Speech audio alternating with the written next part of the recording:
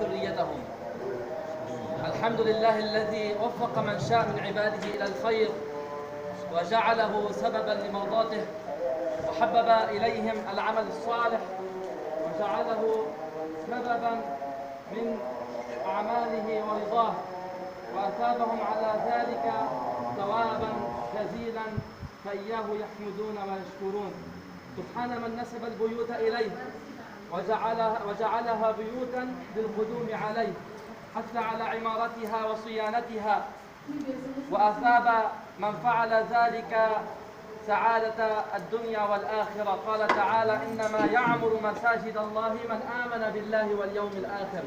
ويقول الله تبارك وتعالى: في بيوت أذن الله أن ترفع ويذكر فيها اسمه يسبح له فيها بالغدو والآصال رجال لا تلهيهم تجارة ولا بيع عن ذكر الله وإقام الصلاة وإيتاء الزكاة يخافون يوما تتقلب فيه القلوب والأبصار ليجزيهم الله أحسن ما عملوا ويزيدهم من فضله، والله يرزق من يشاء بغير حساب.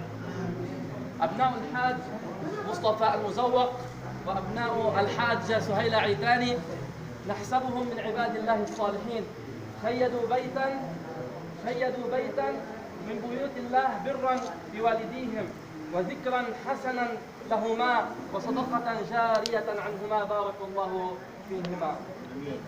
الله فيهما. هنيئا لهم شهادة خالق الخلق الله تبارك وتعالى: إنما يعمر مساجد الله من آمن بالله واليوم الآخر. هنيئا لهم بشارة النبي صلى الله عليه وآله وسلم: من بنى مسجدا لله كمفحص قطات بنى الله له بيتا في الجنة.